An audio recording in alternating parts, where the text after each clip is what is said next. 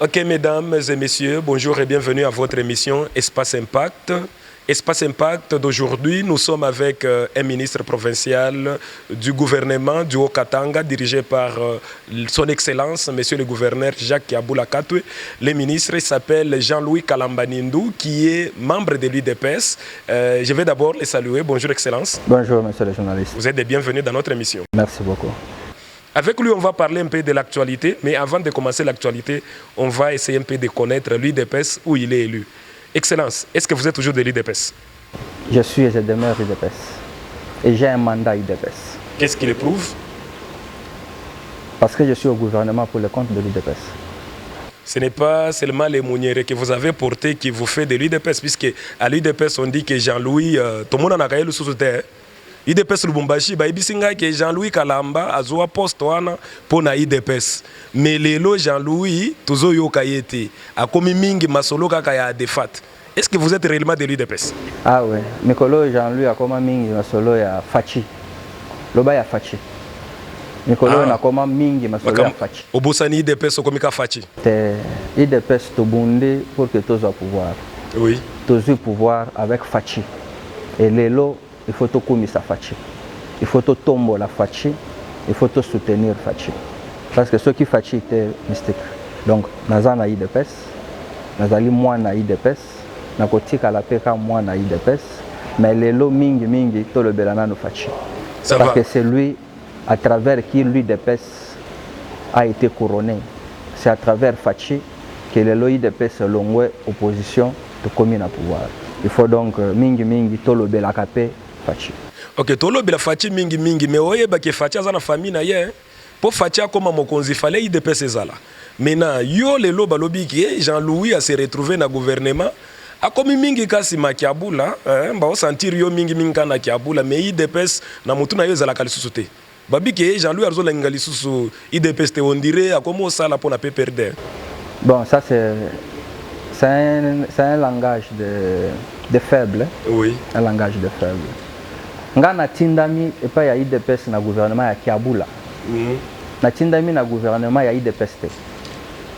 Na tindami na gouvernement o izana kombo na ngo gouvernement provincial du Haut-Katanga. Dirigé par Kiabula. Dirigé par Kiabula. Et pour na biso ba constitutionnaliste gouvernement nyonso ezwaka kombo ya o yazo kambango.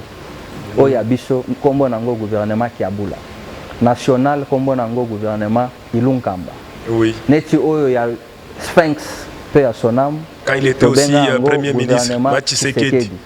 Ça c'est ça du droit constitutionnel. Alors ceux qui va lobby Jean-Louis Azali moto ya gouvernement Kiabula. Et lingi kolobate que Jean-Louis alongoli munyera bwakisi akoti PPRD to akoti FCC. Yango lati munyere obeti na veste ya fachi. Po identité izala kaka. Oyo bayebinga bayebi ke depuis fachi aza fachi makambo to échange. Tango to landa vie to kotisa munyere. Sikoyo ke tozo landa fachi na kutrema échange. Donc ba vesta kala obosani nanu wana ba circonstance moko boye il faut protocolairement talakaka. Mais na makila vacciné fachi. Wow. Ok, Batoualobi que Jean-Louis depuis un certain temps, Toyoka Kate qui Jean-Louis a attaqué Batoua et à FCC. Obanga Kabango Ponani. Puisque Tozo Mona quand même, au monde il Sylvain Mutombo. Naebi que Yona Sylvain Bo évolue na Mingaza ministre national. Sylvain Mutombo za gouvernement Ilunkamba. La PC mbote place à Naebi que Yona Bobé Takabien, Naebi bien. Maintenant, Yona Sylvain Bobé Takabien, mais Sylvain za na gouvernement Ilunkamba. Mais Sylvain ose par moment d'attaquer même Ilunkamba quand ça ne marche pas, quand c'est l'intérêt de Fachi. Mais yo to tikala ko yoka yo tiki bato FCC attaquer bango. Ozaraka kimia pona nini? Obanga kabango. Et ça problème ya idéologie. Na problème pe ya éthique personnelle et éthique politique. Nde makambo yo to telemela ki FCC. Pe to sengi mariage FCC cash ekufa. Yo poza parmi bato batelemaki. Oui, pona nini? Boko zalate boza na mokonzi fachi, mais yo ministre o telemela fachi. C'est ça. Fachi azali mokonzi mboka. Oui. Fachi ndazo sala conseil des ministres. Et pas yo ministre ozo yana ba dossier na yo, ozo yana ba affaire ya cabinet na yo oya ko défendre pour que elle kana conseil des ministres. C'est ça. Mais dans l'entretemps aux autres les Fachi. Ce sont des antivaleurs que nous avons combattus. Alors Olingi Jean-Louis, membre du gouvernement ya Kiabula, atelemela Kiabula. Est-ce que atelemela FCC, atelemela ka FCC. Non, FCC tolongola idée ya FCC et bandina no na Kiabula. Balobi atelemela ka Kiabula te, atelemela ka ba ministre ya Kiabula te. Non, na bango na ngai toza famille moko. Bien que bafingaka, bien que bazo attaquer Fachi. Ataba attaquer Fachi oza kimia na yo, ce qui peut kana ba avantage na yo. Le gouvernement ya Okatanga ezali le seul gouvernement responsable. De tous les gouvernements, je suis peut-être le seul ministre qui passe à la télé. De tous les gouvernements. Pour la politique. Et là, en passant, je remercie mon gouverneur, Jacques Yaboula Katwe, qui m'autorise à pouvoir parler politique avec la presse. Mais na éthique na biso na gouvernement, tango côté gouvernement, aux allez sous moto ya parti politique te. Au commis moto, au yazo sala pona un homme d'État. Au commis homme d'État. Oui. Donc en tant qu'homme d'État, ba discussion mususu oyo politique, oyo ezali ko opposé FCC na cash. Biso toko kote langote en tant que ministre dans un gouvernement national ou dans un gouvernement provincial. Ça c'est l'éthique politique, la déontologie gouvernementale oyo batangi singai tango na koti na gouvernement. Yebi sangai ministre nini ya gouvernement oyo yebi na Okatanga à côté la kamakambo FCC cash. Na plateau à l'obéli penda FCC tozaboye IDPS toboyi bango po izaboye bazate. C'est ça la déontologie. Alors vous bolingi Jean-Louis oyo IDPS atindi na gouvernement pour kende kolakisa oyo toyekoli pendant 37 ans ya opposition mengana koma na gouvernement bayoka ke ba sanctionner pour un manquement grave. Non, c'est pas ça, c'est que le Sphinx nous a appris. Ça sera comme si vous n'avez pas été bien encadré à l'UDPS. Je n'ai pas été bien encadré. Et même mon président du parti, mon président Aïe, là où il est, ou mon secrétaire général, il sera très mécontent de moi. Il dira, voilà, nous avons envoyé quelqu'un au front, mais cette personne n'a pas maîtrisé l'art de guerre. Oui. Il n'a pas la maturité. Donc, il faut tout ça, là, moi, par des choses. Ok, Jean-Louis Kalamba, Lelo, Olobi, Oza, élu à IDPS. Donc, dans le lobby, à mon côté, Okoyoka, en aucun jour, VPM Kankonde, allez à la télé, à le Belamakamboa, IDPS, Toya FCC, Toya PPRD. C'est ça, là il est un homme d'État. Okoyoka jamais Fachi, alors Makamboa IDPS. La Masolo, Tobando Beta, ya opposition, a attaqué FCC, a attaqué PPRD, parce que Awa, Azali na mandat du peuple pour na Congo Mobimba. Ça va. A kokite kofi. Ok, oza na mandat to reconnaître ango, oza élu ya IDPS, les loyo batundenge na bandi na biki batwa lobiki oza kaso na IDPS te. Olobiki oza ka moto IDPS. Moto IDPS ya wapi? Puisque na Lubumbashi ba IDPS eza ebele. Ah bon? Mais onga na yebi eza mibale. Mais na yoki ke komi ebele. Na yebi oyo eza na président Bruno Chibango comme président fédéral. Na yebi mususu eza na président Mikobi Bernard comme président fédéral. Obosani mususu. Mususu yango na biki la pezali. Te, menabi mena IDPS Tshisekedi. Mi balé na Lubumbashi. IDPS Tshisekedi mi balé na Lubumbashi. Mena Jean-Louis Kalamba oza ya IDPS Tshisekedi. Ya wapi? Ya Chibangu ou bien ya Mikobi. Oza côté nini? Puisque na wekike ozalaki na batu ya côté Mikobi azali. Kuna babengana kiyo. Ah bon? Ok pa ya Chibangu. Kuna pe babengani yo. Yango tikali kaka boye. Na makambo na ya défat. Maintenant ko ebisa biso oza côté nini? Jean-Louis aza légaliste. Oui. C'est eza eloko peut-être oyo bato ebele ba comprendre ka yete. Ba o ba yebi parcours politique ya Jean-Louis ba yebi. Jean-Louis dans tous les fronts oyo tozalaka na IDPS, Jean-Louis a toujours été centriste. Nazalaka na kan ya mutu te. Oui. Na IDPS Jean-Louis naza na kan ya mutu te. Naza na IDPS. Alors ceux qui yo lobi oza kan ya Chibangu naza na yo te. Ceux qui yo lobi oza kan ya Mikobi naza na yo te. mais ceux qui ont le but aux ans eu des pèses Tshisekedi nazana yo. Et là bango nyonso bi balé baza Tshisekedi. Ezala Chibango président fédéral nommé. Oui. Oyo toujours respecté, de reconnaître nomination ya président officiel. Ezali officiel nommé. Président AI Jean-Marc Kabund. Oui. Ezala Vieux Brino. Oyo Vieux Mikobi. Oyo s'autoproclamé président fédéral. Azali mwana IDPS. Toko bwa kisayete. Hein? Oui. Tozali na ye. Tozali na bango po na nini? Bango tout bazo lobela IDPS. N'est-ce pas? Moko azali na légalité, na légitimité. Moussou azali na illégalité. Moussou azali na illégitimité, pe illégalité, ezali Mikobi. Parce que banomé pas moto tia s'autoproclamé. Azali na ngai. Oui. Na lobeli yango, na tikala ko yebisa ye. Oui. Jean-Louis est légaliste. Si dans la famille il y a des couacs, il y a des problèmes, il y a des linges sales, nous devons les laver en famille. Oui. Nous ne devons pas sortir de la place famille publique.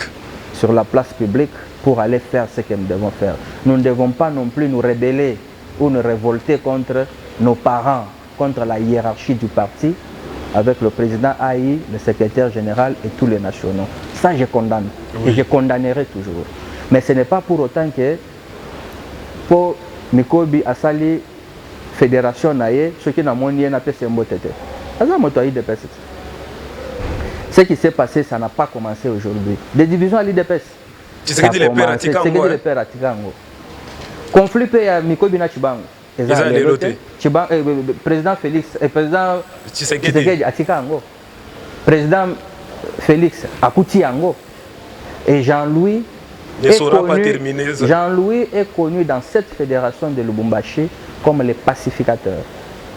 C'est Jean-Louis qui a fait que au congrès de 2017. Vous avez déjà l'IDPS en 2017.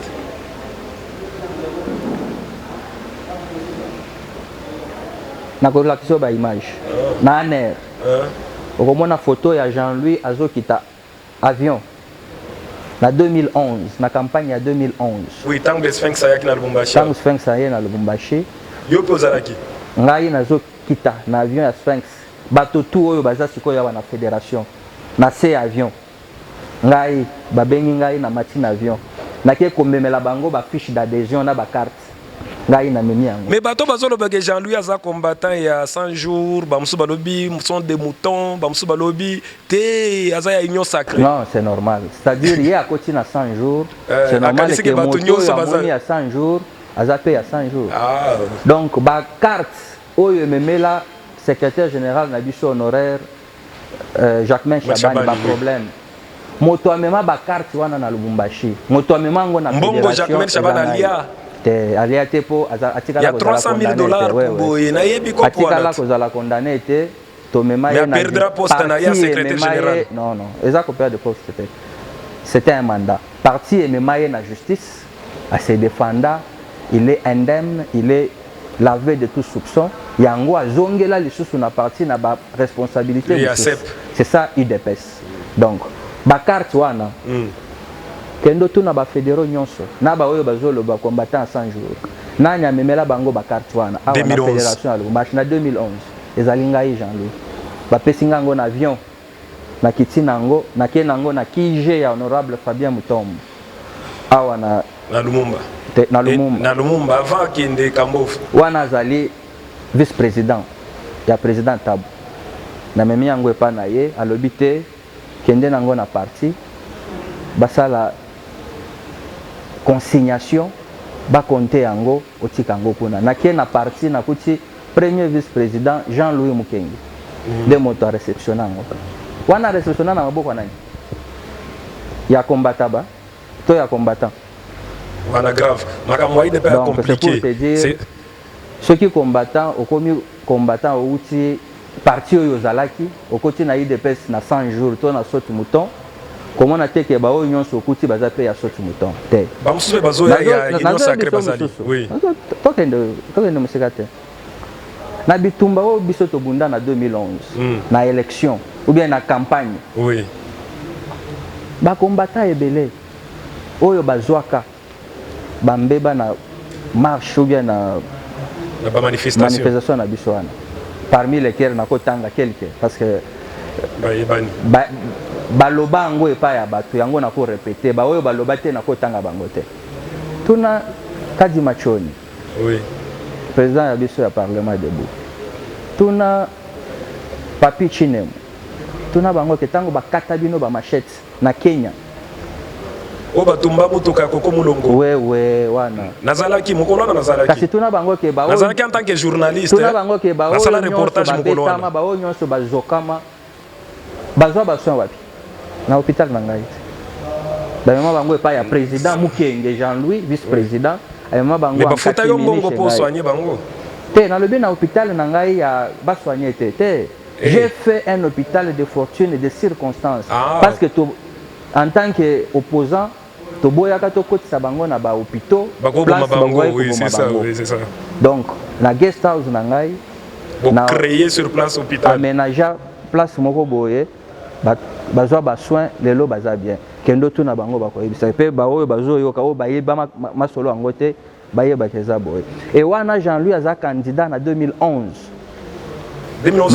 la candidature na ngai parce que je n'étais pas encore prêt wana Sphinx yemoko alobi na ngai Jean-Louis tu dois postuler nandimi pe maire moko mabendana wana toza masolo wana bato tu bayebi yango te wana tofandi na mama Denise Lupetu tofandi na actuel ministre vice-ministre wana za présidente ya Ligue des femmes tofandi na Freddy Pindi en son temps président ya Ligue des jeunes pembeni Fachi Mubake Fachi jo wana zaki te babetaka moi masolo babetaka moi crochet ils étaient quelque part tofandi tobizo beta masolo wana il faut que tu postules nabite l'état n'est pas encore là parce que biso toko postuler te potozanga eza postuler pour que ozwa pour ba paramètre to mais ozwa ki balobi ke eza ba match ba beteli yo kalamba oyo azalaki na seni babika ande kona yo nde asali ki oleka ah bon wana na otoyo kango siko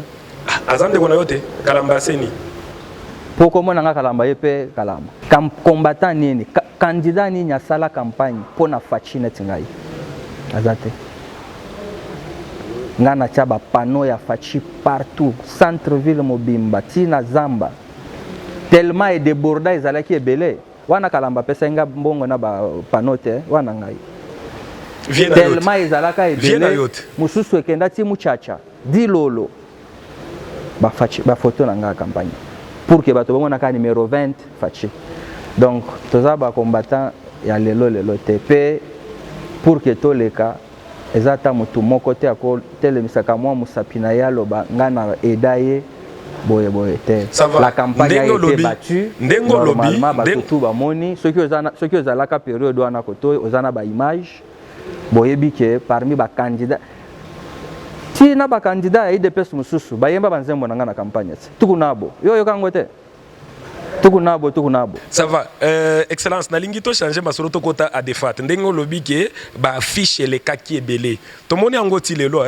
to komi Lubumbashi bo pa potali André aéroport kiti boye au moni a defat partout là on est excellent avant d'être excellent mbongo nozwa wapi Jean-Louis naza avocat on le bien que naza avocat ti na moni eleki ki avocat na ngai bandika ka naza na IDPS te ou bien awa naza député te naza avocat à Kalati mais avant nazala pe avocat je suis un homme d'affaires qui a des fautes déjà eza ba province nyonso kasi donc ba province ka te na ba pays mbongo na financement ezo utawa puisque tokomo yoka ki abula pe azana masolo wana za sima zo pesa mwa chweke pour quand même masolo ezala bien nazo senga ye okokota te ki abula kota de fat soki alingi okota te oletika na kana ba pe perdre na ye wana na lobby nazo senga ye soki amoni ke koto yo mouvement eza bien alingi akota et ki alingi akota a de fat tokoboya te mais akoya na esprit pour ata na IDPS so alingi akota bakoboya ye te nani akoboya mais akoya yo kiteke lobby oya bando finga biso mingi ngoyi kasanyi akoti na Steve Mbika ipe akoti akoti alobi ke ba député na ngande ba imposer ngana kota akoti déjà alors que Steve Mbika za bato yo ba bando komi idéologie ya mikolo ezaka ma base mais eloko ane koboma pe idéologie ya Fachi puisque to comprendre société union sacrée za nini batutu bazokota bachadari bakokota kala mingi te bakota to benga bang Fachi mayele Fachi alobi boy na union sacrée bozo kota po bo salela ba principe na ye vision na ye to moto nyonso akoti na defat opito akoti na defat ekoti na makila déjà ekoti na makila moto akoti na union sacrée moto to akoti na union sacrée akoti na union sacrée na makanisi na ye te sinon tika la place ozali so akoti na union sacrée eza po ondimeli makanisi ondimeli vision ya chef de l'état yango okoti pe osigné siko soki okomi na kati ekomoni ke vision wana esepelisi yo te kaka ndenge okotaki okei mpe eza te soki okomi na kati olobi te biso epai touti tobanda osala boye tolingi mpe koto tosala boye te balobi baza na bakaye de charge na bango yoki bato ensemble ya Moïse Katumbi balobi ke toza na kaye de charge na biso il faut bazwa en compte balobi boye te eza mutu moko la mère mende vient nga la mère mende na moni akoti na farde ya munene mais alobi likambo ata moko te be farde na ya munene bato bakomi koloba ke na farde wana ezaki makambo ya kabila ezaki kambotel mais na farde wana fatia ko répondre biloko nyonso menda yaki nango tala ba français à la mère mende. Est-ce que Fatia ko répondre nyonso wana tala bato na bato mibale oyo bazaki na consultation balobi honorable il n'y a personne qui peut passer près de Fachi et rester le même. Fachi transforme les gens. Il transforme. Ça c'est le charisme. Ça c'est ça le leadership. C'est ça Fachi. Yango mikolo ngaka fasciste. Fasciste kaka. Ça va, Masolo a des fat ango. Faut te mettre l'ango mingi. Baye bagi yon des présidents, coordonnateurs, visionnaires ya des fat. Olobi ki na simana yo eza banani. Po quand même au moniteur ba yota la moto batala ka simana ye eza nani. Nani eza simana ye Fachi, Kabund ou bien nani puisque toyoka ke Kabund alinga sala parti na ye po ma IDPS. To rappeler sous ce que bazolo baki ozarande kwa Kabund yo zande kwa bato ebele balobi ko zakande ko na ye nande ko na yo babi ozande ko na ye bona bato kote moko boye na boye obosani mutu moko mususu nani secrétaire général Kabuya ko na ye wande ko na ye nande ko na ye mais Kabuya pe na yo ki lisolo lobi ka komo tambola na ba JR to beta masolo wana te puisque lobi ka za secrétaire général ya famille présidentielle wana to comprendre susu te to ça l'effort to kutana na vie po alo ba masolo wana nande ko bato nyonso mais na yo zande ko bato nazande ko ya bato nyonso nazande ko Fachi nande kwa mama Mart, nande kwa président Chibangu, nande kwa président Mikobi, nande kwa ya honorable Fabien Mutombo. Honorable DG Mbote, nazande kwa honorable Fabien Mutombo, nde kwa grand frère Koko Mulongo, nazande kwa batu nyonso. Bango tout ozana makila moko. Et puis bango nyonso ba opesio moi quelque chose pour refaire quelque. Est-ce que nakoboya? Ba pesa ka ou bien na ba pesa te? Est-ce que ceux qui bapesi ou bien ceux qui bapesa ka tokoboya? Ceux qui bapesa ka te oyebisi bango baya. Te jusque là. Déjà Fabien Mutombo bakozwa boya pesi moi quelque chose. Jusque là ba partenaire na biso nyonso o bapesa ka nana balobi to pesa ba komo na bango te. Donc moya kotanga bango ezate. Vie privée na bango. C'est ça. To bombi kaka. Mais ezaka bango bazo pe biso moko toza pe nango. Mais idéologie a des faits, objectif ezani. Bozo poursuivre ni. Kotiaka ba pano bien ni. Alliance des démocrates fascistes. Mikolo to constater que bato ebele ils croient que nous sommes déjà arrivés. Beaucoup de gens pensent que l'UDPS est arrivé. Fachi est arrivé. Alors que ce n'est pas le cas. Nous sommes encore en guerre, nous sommes encore en lutte. Nous n'avons pas encore reçu l'effectivité du pouvoir. Parce que nous ne sommes pas majoritaires dans l'Assemblée. C'est ça, oui. Nous ne sommes pas majoritaires dans le Sénat. Tous en la présidence, c'est bien. Mais les autres institutions... Ils gouverner par institution. Alors, tout le monde qui est dans biso ebele babungi, babosani komba. Balengi ba koma ba jouisseur. Na biso to boy to lobite to zongeli komba to zongeli munyere. Nous devons lutter pour que Fachi azwa effectivité à pouvoir. Nous devons lutter pour que Fachi ayokama ayebana pe alingama. Donc en créant maintenant d'autres partis et regroupements politiques. J'ai fait presque l'intérieur ya Okatanga Mobimba. Oui. Tous les territoires en tant que ministre provincial. Na développement rural. Mon frère, c'est pénible. Je suis arrivé dans un endroit où à Kachelo, au Soyokango. Demba la liboso koyoka kombwana. Kachelo ezali na bot oyo ya Congo na Sakanya. Natuni mutu moko kuna président na biso kombo na ye nani? Oyibo kombo apesi ngai? Kombo président zambien. Ande loko na yoka kaka mingi kuna babeta kaka biloko Zambie. Pour dire la communication n'est pas faite. Président Fachi azote kamate ndenge sengeli. Mais il ne faut pas qu'on vous demande à vous journalistes de vendre l'image de Fachi, de faire connaître Fachi dans les coins et recoins. Et ça biso ba fasciste, biso ba fasciste nde il faut to salango. Mais tobo sani wana tozo salango te, tozo bundela ka ba poste.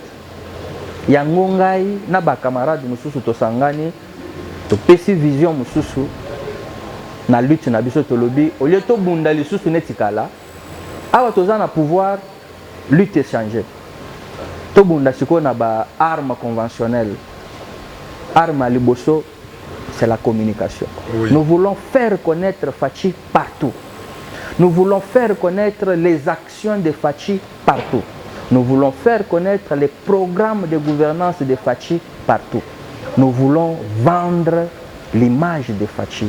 Nous voulons faire connaître à tous les Congolais les programmes de gouvernance de Fachi. Oyo to voter là yé. Parce que ko changer te programme ngo eza somo kitoko makasi. Toko kende nango lisusu tina 2023.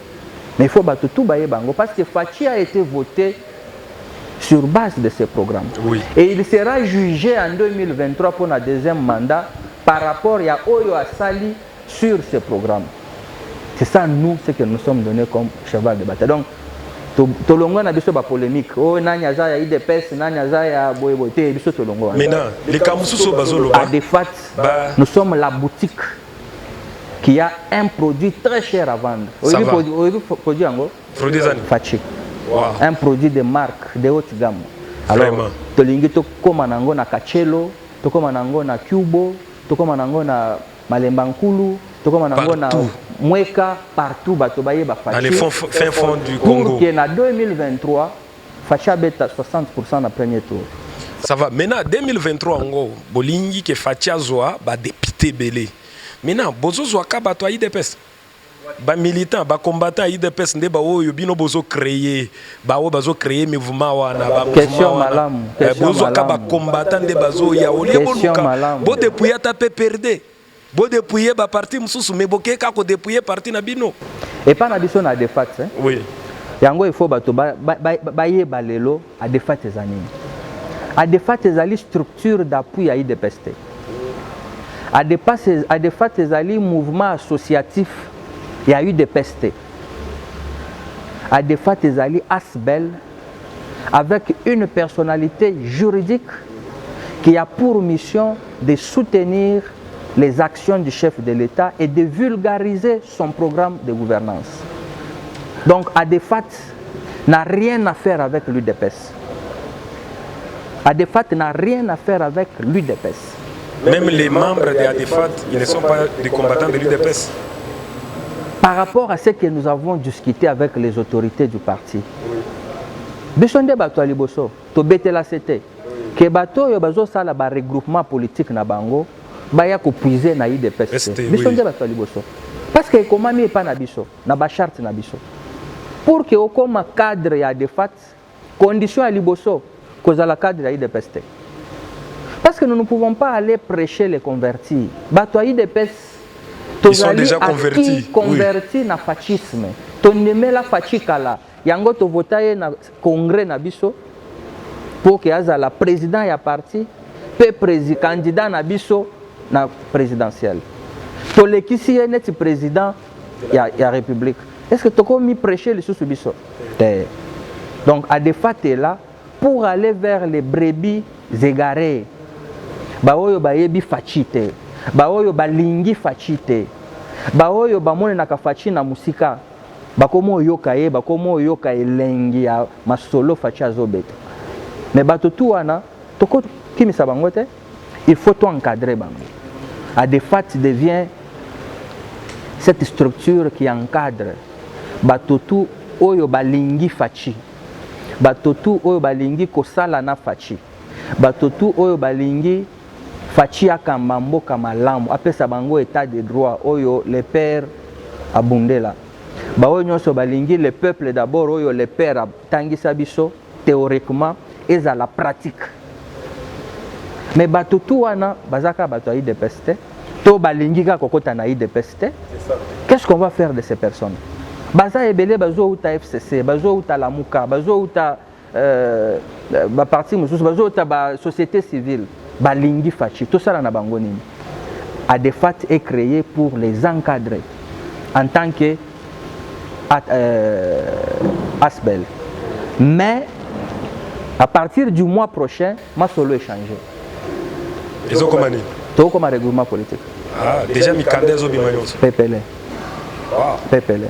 Ministre VP Mandemi, Nyonso déjà reconnaître. PPL. VP Marobo Yapani. VP Marobo Yapani. Ceux qui sont légalistes, qui sont candidats na biso nyonso. To bois qui angwe pa na ye, ezaka ka ko reconnaître. C'est fini. Donc ADEFAT à partir du mois prochain pour tous les téléspectateurs devient un regroupement politique. Dans ADEFAT, nous avons beaucoup de partis politiques qui ont adhéré. Dans ADEFAT, nous avons beaucoup de mouvements associatifs qui ont adhéré. Dans ADEFAT, nous avons beaucoup des ASBEL, dont ADEFAT ASBEL a aussi adhéré dans ADEFAT regroupement. Et nous avons des personnalités politiques, religieuses, sportives.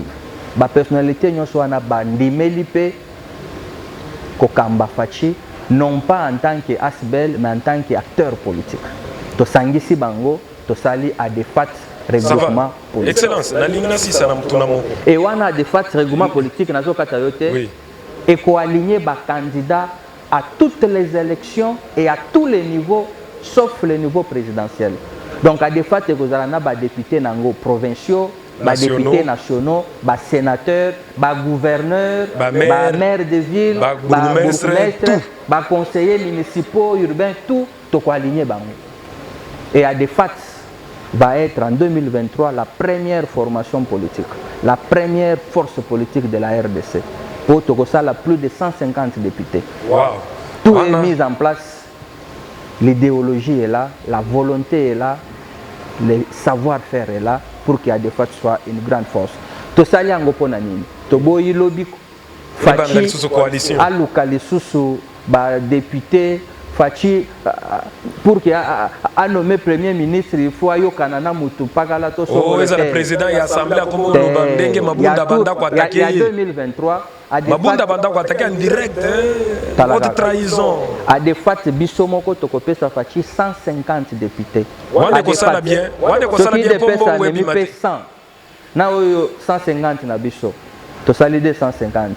To deli siko partenaire moko soki akozala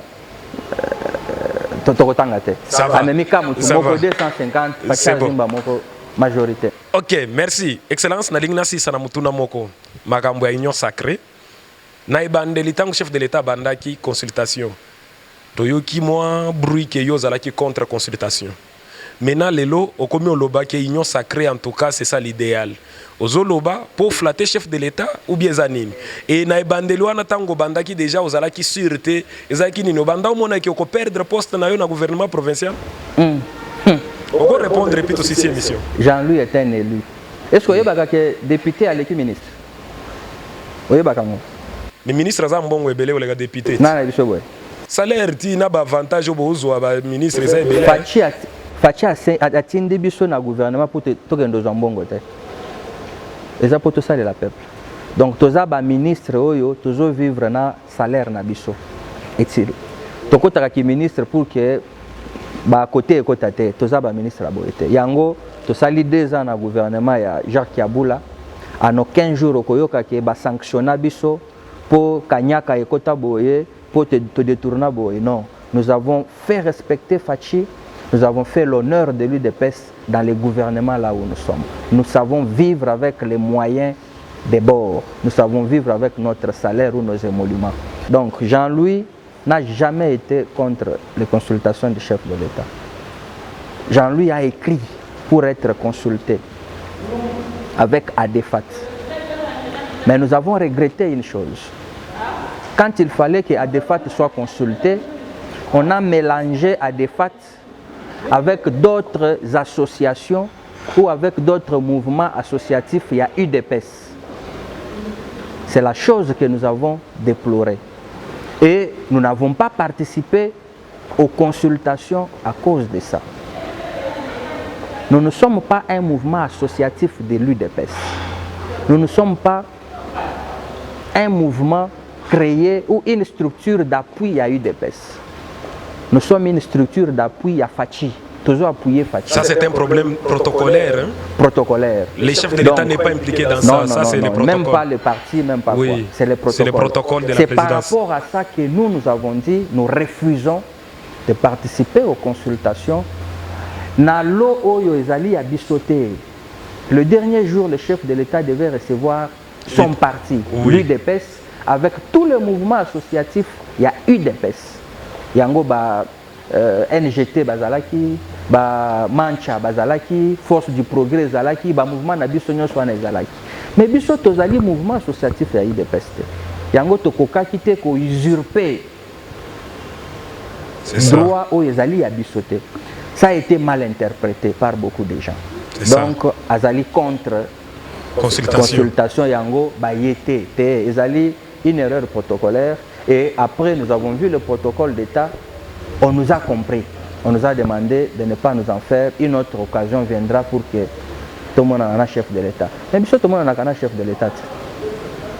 Monique, il fallait la question déjà banda kolobango qui basala qui m'abe. Toko profiter de consultation pour tout un chef de l'État. Toko un chef de l'État. Ce qui te donne pour ça comme on a nanaye, to sengaka bayambi biso. Ce qui chef de l'État zana pour ça na biso abengaka. Alors abengaka biso tokei tomonani na ye topeseli oyo nyonso tokopesela par rapport ya mission oyo apesi biso tosala na ba institution oyo tozali bato na ye. Alors il ne faut pas que bato ba confondre. Donc nous n'avons jamais été contre les consultations. Ça s'est dit beaucoup même à Kinshasa d'où nous venons. Vous êtes contre le chef de l'État. Jean-Louis est fasciste, tshisekediste. Il est un ambassadeur, un général de Félix Antoine Tshisekedi partout où il est. Il prône le fascisme. C'est une nouvelle philosophie que nous avons introduite dans la scène politique congolaise. Sylvain Mutombo prône le tshisekedisme et Bisso Lelo Tozo prône le fascisme, qui est le tshisekedisme en application. Ça va. Excellence Jean-Louis Kalamba, nous sommes arrivés à la fin de notre émission. C'est avec plaisir que nous vous avons reçus sur ce plateau. Mesdames et messieurs, nous sommes complètement arrivés à la fin de cette émission. Vous avez suivi avec intérêt le ministre Jean-Louis Kalamba qui a parlé de la défaite de l'UDPS et voire même de l'Union Sacrée. Ok, merci beaucoup. J'ai dit merci à Justin Odia pour la réalisation, René Ntolé pour la programmation, à tout le monde, toute l'équipe technique, la coordination de Jerry Nembalemba. Merci mon boss. Nous allons nous retrouver prochainement.